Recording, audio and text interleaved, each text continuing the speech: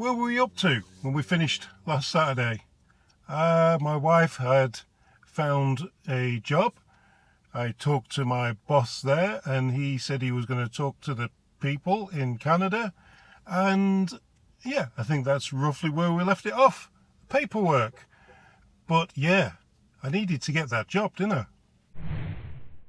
So we'd arranged with this company in Canada that, yeah, I could probably do that job and I could come over to Canada and they would offer me the job. So yeah, I had a really good chance of getting a letter of employment, which would guarantee me of a job. I couldn't guarantee that I could keep the job, but I could guarantee that I could come over and I could get that job.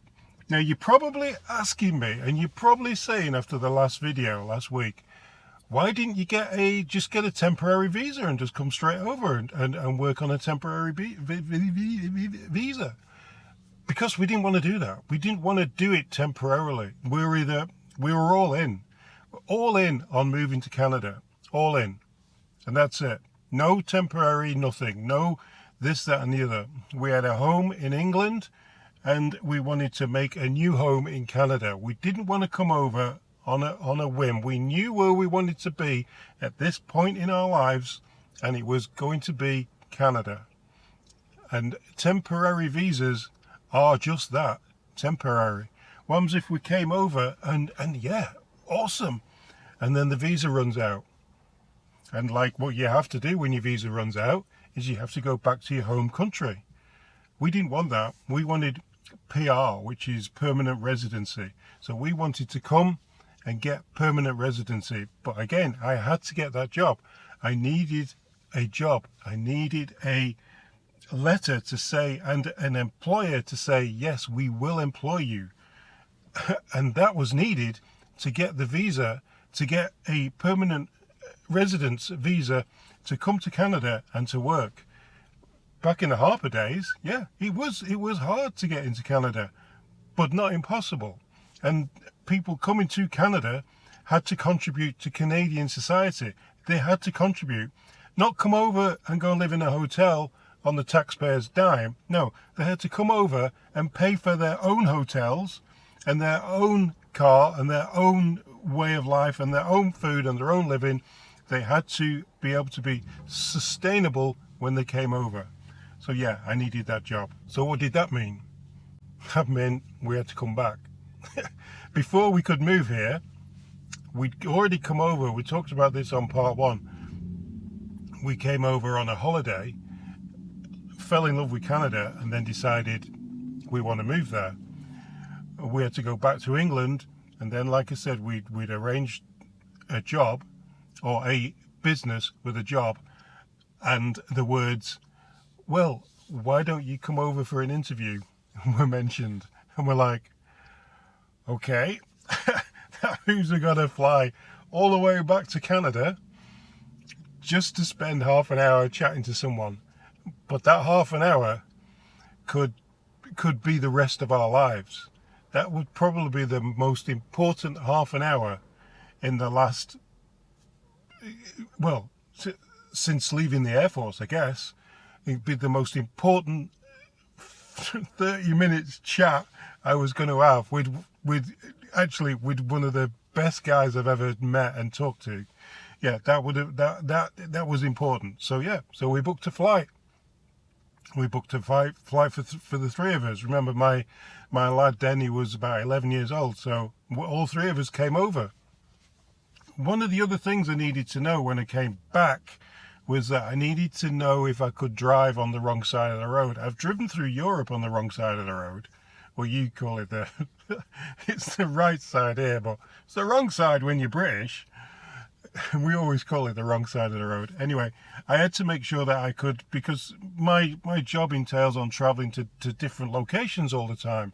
I'm all over the place, except for in Canada, my job would entail that I would stay in the GTA area, whereas in England, my local area was Great Britain, which is about the size of Ontario. So yeah, Great Britain was my local area. If I moved to Canada, my local area would have been the GTA. So yeah, we booked a flight. We came back over.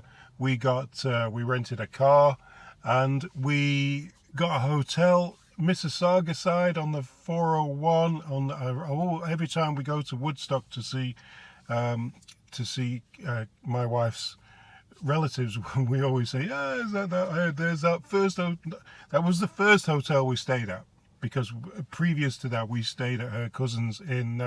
So she has a cousin in Woodstock, and we have a cousin in Kitchener.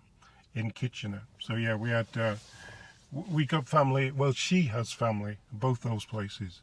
So yeah, we rented a car, and one of the worst experiences when you go to a foreign country is driving a car from an airport to your hotel when your hotel is miles away. It's so daunting, because those roads leading into the airport, even when you're used to living in Canada, roads into an airport are terrible. They're really, they just go all over the place. And to come out of there, we just went totally the wrong direction, and then it took us 30 minutes to drive what should have been a 10-minute drive. Anyway, we got to the hotel. We had a great 2 weeks. We spent 2 weeks here. Yeah, the hotel we stayed in was awesome. It was good to be to go out for a meal and to sort of fend for ourselves, if you know what I mean. Instead of having somebody look after us, we were able to drive in Toronto, drive on the 401 for the first time, which was extremely daunting. And drive all over the place. It was enlightening, and it also gave us the confidence that we could move here. We felt stronger after that week when we'd made the decision to move here than we did just the previous week, thinking, could we do it? Could we make that jump? Could we make the jump across the pond and live here? So yeah, on one of the days I had to leave the family at the hotel and go and do one of them interviews where you have to sit down and they say, so why do you want this job? But it was nothing like that. It wasn't anything like that. I'd done my homework on the company. I looked up all the stuff that they were good at, and not really a lot that they weren't very good at, and just basically chatted to the boss, and it was. He just went so well. He was such a likable guy, and even till today, he's still my boss, and we're the greatest of friends. We go to their house sometimes for Christmas parties and for company parties. My wife talks to his wife frequently. We made such good friends with them, and they were so helpful in everything that we needed to do. Everything. They really pushed the boat out to help us with the move. And yeah, the interview, it went absolutely fantastic. It couldn't have gone any better.